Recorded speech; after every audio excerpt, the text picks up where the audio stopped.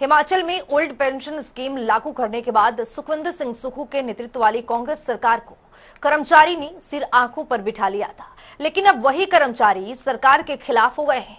नए वेतन आयोग के लागू होने के बाद संशोधित वेतनमान का एरियर न मिलने के कारण कर्मचारी की निराशा अब गुस्सा में बनकर फूट रही है। इसी को लेकर अब पक्ष और विपक्ष भी आमने सामने आ गया है। वहीं कर्मचारी प्रदेश सरकार पर फिजूल खर्ची के भी गंभीर आरोप लगा रहे हैं। वित्तीय स्थिति कहाँ कैसे खराब है? 25,000 करोड़ पहली है, कहाँ गया वो पैसा? अगर वित्तीय स्थिति खराब होती तो इस तरह के खर्चे न करते कि एक कमरे के लिए रेनोवेशन के लिए 50-60 लाख खर्च कर रहे हैं और मेट्रोपोल तोड़ रहे हैं, 100 करोड़ वहाँ के लिए दे रहे हैं। मुख्य सचिव का मुख्यमंत्री का ऑफिस बन रहा है, 20 करोड़ वहाँ के लिए जा रहा है और तो और हिमाचल भवन को तोड़ा जा रहा है, 100-200 करोड़ वहाँ जा रहे हैं। तो मुझे लगता है वित्तीय स्थिति खराब नहीं है। इस मुद्दे को लेके जो डीए की जो बात और एरियर्स की जो बात है, उनको सरकार के साथ बातचीत के जरिए इन चीज़ों को रखना चाहिए, अपनी बात रखनी चाहिए, अपना पक्ष रखना चाहिए और सरकार का पक्ष भी समझना चाहिए। और मैं समझता हूँ मिल बैठ के टेबल पे बैठ के ये बातें सुलझाई जा सकती है। ये इतना गंभीर विषय नहीं है। खास तौर पे ऐसी सरकार जो आपके साथ खड़ी है, जिसको आप लोगों के मदद से बने भी है, आप लोगों ने बनाया है। और हमारे 1.5 साल के कार्यकाल में बहुत सारे ऐसे फैसले लिए गए जो कर्मचारियों के हित में थे। तो ये रिश्तों को ऐसा ना हो कि कुछ लोग इसमें ऐसे हो जो जानबूझ के आम कर्मचारियों को उनको जो है गुमराह करने का प्रयास करें। लेकिन 2 साल के कार्यकाल से पहले ही कर्मचारी सड़कों पर, अगर आप कर्मचारियों के हितैषी हैं तो ये सड़क पर कौन लोग हैं, क्यों है, ये प्रश्न पैदा होता है। ये कर्मचारी कलम छोड़ करके जो है वो काम करने बंद करने की जो बात कह रहे हैं, क्यों कह रहे हैं? इसकी वजह यह है कि हिमाचल प्रदेश में अभी तक 2.25 साल का कार्यकाल कांग्रेस पार्टी का सुक्खू जी के नेतृत्व में जो पूरा हुआ है, कर्मचारियों के हितों की अनदेखी की गई है। और मैं कर्मचारियों भाइयों को इतना जरूर मैं कहना चाहता हूँ, याद करिए भारतीय जनता पार्टी का वो कार्यकाल जब आपको मेडिकल रिम्बर्समेंट का पैसा भी मिला, डीए की किस्तें भी मिली, एरियर्स भी मिले, और जब भी आपको लगा, कर्मचारियों को लगा, उनकी बातों को सिर्फ सुना ही नहीं गया, उनकी बातों को माना भी गया। तो आप नेता प्रतिपक्ष जयराम ठाकुर को भी सुन रहे थे और आप सीएम के मीडिया सलाहकार नरेश चौहान को भी सुन रहे थे कि किस तरह के डीए और एरियर को लेकर जो ये मांग है उस पर सबकी अलग अलग प्रतिक्रियाएं सामने आ रही है। नरेश चौहान ये कहते हुए नजर आए हैं कि सरकार को लेकर जिस तरह से सरकार से तालमेल की बात करनी चाहिए, बातचीत करनी चाहिए, तो दूसरी ओर यहां पर आरोप भी है।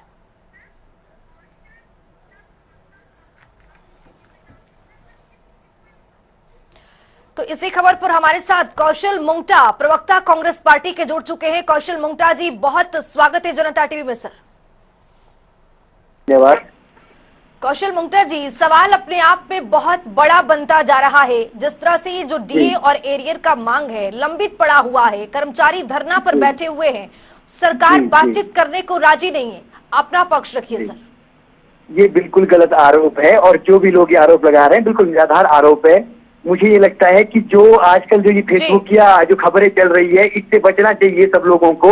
और मैं कहना चाहता हूँ 3% और 4% जो डी और एरियर की जो बातें हो रही है, किसी भी सरकार ने, आज से पहले भी सरकार रही है, कभी भी समय पर ये चीज नहीं हुई है और ये लगातार मिलने वाली चीज है, इसको कोई खत्म नहीं कर सकता है। परंतु जिस प्रकार से पॉलिटिकल कॉन्स्पिरेसी के तहत, जैसे कि हमारा जो है मानसून सत्र शुरू होने वाला है, उससे पहले एक जो है मीडिया हाइप बनाया जा रहा है, इस प्रकार की कोई चीजें हैं नहीं है। और जो प्रदेश की आर्थिक स्थिति और फिजूल खर्ची की बात की जा रही है, ये बहुत ही गलत चीज है। और मुझे ये लगता है कि कौन सी सरकार है जो इससे पहले गाड़ी में नहीं जाए, जिनके विधायक जाते थे, ऐसी कौन सी सरकार है जिसने कोई भत्ता खत्म किया हो, या ऐसी कौन सी सरकार है जिन्होंने किसी भी प्रकार से हमारी जो मशीनरी है, ये कहते हैं जो ये धरना करने वाले थे, जिनको मैं कहना चाहता हूँ सारे कर्मचारी नहीं थे, ये बोलते हैं कि भैया आपकी गाड़ी में, हमने तो एसडीओ को भी गाड़ी दी सरकार ने, एक्सिन को भी गाड़ी दी सरकार ने, ये भी तो अधिकारी है। आप सिर्फ सचिवालय के कर्मचारी नहीं है, पूरे प्रदेश को ओपीएस दी है मेरी सरकार ने, ओपीएस जो बहुत बड़ा एक देश के अंदर कोई सरकार नहीं दे पा रही है। ये सवाल विपक्ष नहीं पूछ रहा है आपसे, ये जो सवाल पूछ रहे हैं जिसका ओपीएस आपने लागू किया, ये वही कर्मचारी हैं, ये वही धरना पर बैठे हैं जिन्होंने आपकी तारीफ की थी ओपीएस लागू करने को लेकर के। ये वही कर्मचारी आपसे डीए और एरियर की मांग कर रहे हैं। आप कह रहे हैं कि मीडिया को लेकर के इसको बढ़ावा देने की बात कही जा रही। फिलहाल लौटूंगी आपके पास। हमारे साथ करण नंदा, प्रवक्ता बीजेपी पार्टी के जुड़ चुके हैं। करण नंदा जी, जनता टीवी पर जुड़ने के लिए स्वागत। और स्वागत के साथ मेरा सवाल ये कि जिस तरह से कर्मचारी को डीए और एरियर को लेकर के धरना देना पड़ रहा है, सड़कों पर उतरना पड़ रहा है, इसको कैसे देखा जाए? देखिए, ये साफ दर्शाता है कि हिमाचल प्रदेश की पूरी आर्थिक स्थिति जो है वो बिगड़ी हुई है। आप देखेंगे किस प्रकार से अपनी गारंटियां पूरी करने के लिए एक आर्थिक स्थिति को बिगाड़ा है, तो वो हिमाचल प्रदेश है।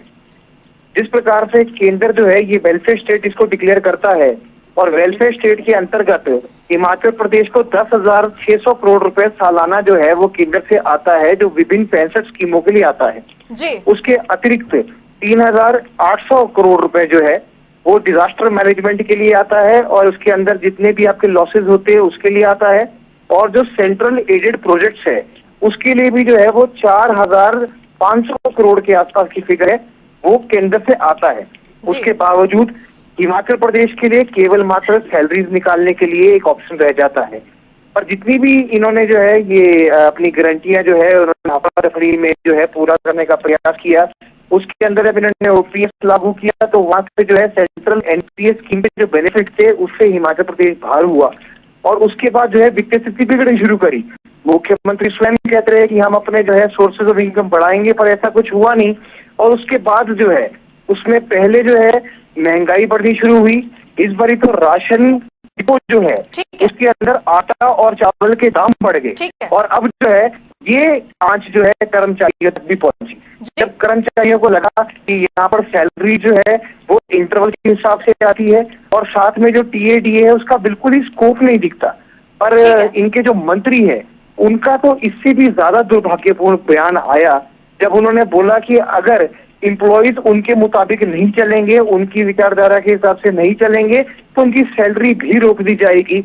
इस प्रकार का सरकार का रवैया जो है हमने पहली बार ही देखा है, जब मंत्री धर्माणी जो है वो स्वयं अपने मुख से कहते हैं कि आप हमारे अकॉर्डिंगली चलो, ऐसा कुछ सैलरी नहीं देंगे। ऐसा आज तक कभी नहीं हुआ। जी, कौशल मुंगटा जी से हम जवाब ले लेते हैं। कौशल मुंगटा जी, जिस तरह से आपके मंत्री पर इस तरह के गंभीर आरोप लग रहे हो, सड़कों पर जिस तरह से कर्मचारी आ खड़े हो गए हों, वही कर्मचारी हैं जो ओपीएस को लेकर के आपकी सरकार की पीठ थपथपा रहे थे, अब वही कर्मचारी धरने पर बैठ गए हैं, कैसे इनको मनाएंगे आप?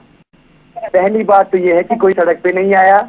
दूसरी बात ये है कि अगर केंद्र सरकार हमारा 9,000 करोड़ जो भी पेंडिंग पड़ा है सरकार के पास एनपीएस का वो भी नहीं दे रही है, स्कीमों में भी कटौती हो रही है। और करण नंदा जी जो बात कर रहे थे कितना करोड़ सेंटर से आ रहा है, कुछ खैरात नहीं आ रही है। हम यहाँ से हम भी टैक्स देते हैं, हम भी पार्ट है हिंदुस्तान के भारत संघ का। और रही बात कर्मचारियों की, हमारी सरकार कर्मचारी देती रही है हमेशा। और मैं आपको याद दिला दूं कि भाजपा की सरकार सेवा करती थी, हर महीने हर महीने जो है 3-3 चादर भरने और वो भी विधानसभा बड़े स्तर पे होते थे। आज हमारी सरकार में कोई धरना नहीं है। और कुछ लोग जो डीए और 3,000 रुपए, मैं बताना चाहता हूँ आपको, डीए और एरियर की छोटी किस्त होती है, अगर उसके लिए भी धरना करे तो कहीं ना कहीं जो राजनीति की बू आती है। और मैं आपसे कहना चाहता हूँ हमारी सरकार इतनी मजबूत सरकार है कि जो ये जो लोग पॉलिटिकली जो एजेंडा चलाने का काम कर रहे हैं इसको बिल्कुल पूरी तरीके से कुचला जाएगा और जो हमारे कर्मचारियों की मांग है उसको हम बिल्कुल पूरा करेंगे। मुख्यमंत्री जी ने आज हमारे दोनों गुट बुलाए थे, कितने भी जो हमारे कर्मचारी जो संघ बने हुए उन्होंने भी तारीफ की मुख्यमंत्री की कि हमारे मुख्यमंत्री ने एनपीएस दिया है, जो ओपीएस दिया है, आगे भी हमारी टीएडीए की जो हमारी जो की मांग पूरी होगी। परंतु जो भाजपा की राजनीति कर रही है कोई मुद्दा नहीं इनके पास। हमारे मंत्रिमंडल बहुत बढ़िया काम कर रहा है। सुक्खू साहब ने इनका जो है मैं पूरा बुरे बिस्तर पैक कर दिया भाजपा के प्रदेश के अंदर से, इसीलिए वो अगलाए हुए हैं। वो मैं फिर बोलता हूँ जो राजनीति कर रहे हैं कुछ कर्मचारी नेता उनको भी लाइन पर ले आया जाएगा। और जो हमारे कर्मचारी पेशर का कांग्रेस है ये बड़े पूरे 5 साल चलेगी, फिर दोबारा रिपीट करेगी। मैं आज आपसे बात करना चाह रहा हूँ इसके माध्यम से। ठीक है करण नंदा जी, सवाल अपने आप में तो गंभीर है ही। जिस तरह से सत्ता में आने पर बड़े बड़े दावे कर दें, वादे कर दें, उसके बाद जिस तरह से कर्मचारी सड़कों पर उतर आते हैं। सरकार आपकी भी थी, ओपीएस की मांग भी रहा है, सरकार कर्मचारी भी तालमेल उस समय भी नहीं था। कैसे देख रहे हैं सत्ता में आना और इस तरह के प्रलोभन देकर के आना, ये कितनी बड़ी घातक साबित हो रही है सरकार के लिए? पहली बात तो ये जो बोल रहे हैं ये भारतीय जनता पार्टी नहीं बोल रही है, ये कर्मचारी संघ के अध्यक्ष संजीव जी ने स्वयं बोला है कि किस प्रकार से तीखी टिप्पणी इन्होंने कांग्रेस आई के मंत्री और मुख्यमंत्री के बारे में करी है, वो जग जाहिर है और वो सारी जगह जो है वो वीडियो ट्रोल हो रही है।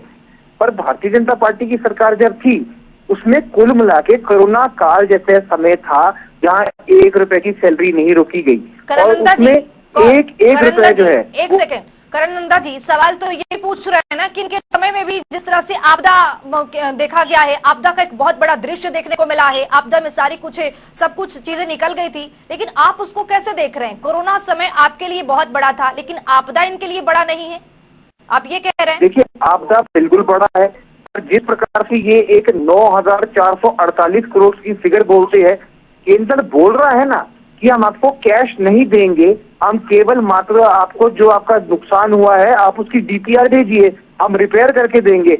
यहाँ जो पैसे आते हैं उसका पूरा मिस यूटिलाइजेशन ऑफ फंड होता है।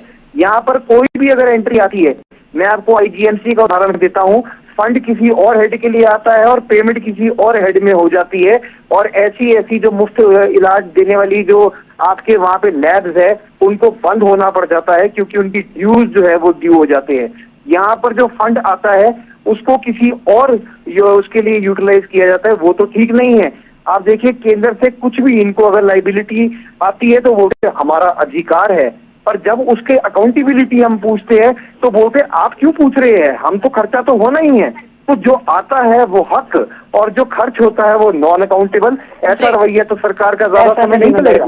ऐसा नहीं है नंदा जी, ऐसा नहीं है सर, ऐसा नहीं है। कौशल मंगता जी, कांग्रेस पहली बारी सरकार नहीं चला रही है। मैं कहना चाहता हूँ कि जो कर्मचारियों ने जो भी टिप्पणी उन्होंने हमारे जो सचिवालय कर्मचारियों ने की है वो बहुत ही गैर जिम्मेदाराना है। सरकार बिल्कुल कर्मचारियों के प्रति समर्पित सरकार है हमारी। यहाँ पर कर्मचारियों की ओर से ये कहा जा रहा है, सवाल सुन लीजिए, कर्मचारियों की ओर से ये कहा जा रहा है कि जो फिजूल खर्ची है उसको सरकार बढ़ावा दे रही है, लेकिन कर्मचारियों की ओर ध्यान नहीं है। इस पर आपका जवाब क्या है? सर महोदया, कौन सी फिजूल खर्ची? हमारी सरकार ने तो आज तक सारे बोर्ड और निगम और चेयरमैन के पद भी नहीं भरे, यहाँ तक कि मंत्रिमंडल का पद नहीं भरा, हमारा मुख्य सचिव उप सचिव के पद नहीं भरे। सुन लीजिए मेरी बात को, जब जयराम ठाकुर जी मुख्यमंत्री से सहेलियों को घुमाया करते थे, अपनी उनकी पत्नी घूमती थी जहाज में, है ना। मैं कहना चाहता हूँ सीपीएस के पद है वो आपकी सरकार में ही रहा है ना, कई पदों पर जो ऐसा है। मेरी बात सुनिए, ये अगर ये असंवैधानिक होता तो आज तक उनको बाहर कर दिया जाता। कोर्ट में कितनी बार चली गई है बीजेपी, और बीजेपी की सरकार में, धूमल सरकार में भी सीपीएस रहे हैं। पूछ लीजिए नंदा जी से, ये जो है कैसा कहते हैं वो कि अपने घर पे, जिनका घर खुद कांच का हो, दूसरों के घर पे नहीं पत्थर फेंका करते। और रही बात हमारी सरकार की, कोई फिजूल खर्ची नहीं हो रही है। हर सरकार में गाड़ी होती है, हमारे एसडीओ लेवल का जो ब्लॉक में अधिकारी होता है उसको भी गाड़ी दी गई है, वो भी गाड़ी में घूमता है। कोई सचिवालय का एक आईएएस गाड़ी में नहीं घूमता है, छोटे छोटे कर्मचारी है। एक जो है हमारा ढांचा है, एक सही ढांचा है जिसमें कि हमारा जो है ना जुडिशरी भी होगा, एग्जीक्यूटिव बॉडी भी होगी, जिसमें हमारी लेजिस्लेटिव भी होगी। तो इसको खत्म नहीं किया जा सकता है। और सिर्फ जो 3,000 कर्मचारी और उनके जो एक नेता है जो कि पॉलिटिक्स कर रहा है, उसको जो है उनको उसकी मांग पूरी करने के लिए उनको उनकी बात सुनने के हम जो है पूरे प्रदेश को जो है ना हाथी पे खड़ा नहीं कर सकते। कोई फिजूल खर्ची नहीं हो रही है। ये भी मिलेगा, एयर भी मिलेगा, पर सरकार जब सरकार उस अवस्था में होगी तब मिलेगा। राजनीति इनको बंद कर देनी चाहिए। कौशल मंगता जी, मेरा अंतिम सवाल आपसे ये है कि जिस तरह से डीए और एरियर की मांग को लेकर धरना दे रहे हैं कर्मचारी, क्या इनसे बातचीत का कोई रास्ता है? क्या आप उसको आगे निकालेंगे और किस तरह से इस प्रक्रिया को आप पूरा करेंगे? संक्षिप्त में इसका जवाब चाहिए। मैं आपकी जानकारी के लिए बता दूं, आज बैठक थी, इसी पर बैठक थी डीए एरियर पर, वो खत्म हो चुकी है और मुख्यमंत्री ने आश्वासन दे दिया। कर्मचारी जितने भी संघ है हमारे, जितने भी कर्मचारियों के जो हमारे संघ बने हैं, उनको आश्वासन दे दिया कि बहुत जल्दी आपको डी और एरियर जारी कर दिया जाएगा। That's it. इतनी सी बात ही खत्म हो गई। राजनीति कौन कर रहा है पता लग गया है कि कौन व्यक्ति राजनीति कर रहा था और उसके पीछे कौन लोग। समय की सर यहाँ पर बेहद कमी है, माफी के साथ आपको रोकना चाहूंगी। करणनंदा जी, कौशल मंगता जी, आप दोनों का बहुत बहुत शुक्रिया सर जनता टीवी पर जुड़ने के लिए। आपको बताते चलिए कि जिस तरह से डी और एरियर को लेकर के कर्मचारियों का धरना प्रदर्शन जारी है, उसको लेकर के सरकार के मंत्रियों की ओर से, प्रवक्ता की ओर से तमाम तरीके की जानकारी दी जा रही है कि बातचीत करके इस फैसले का हल निकालने की भरपूर कोशिश की जाएगी।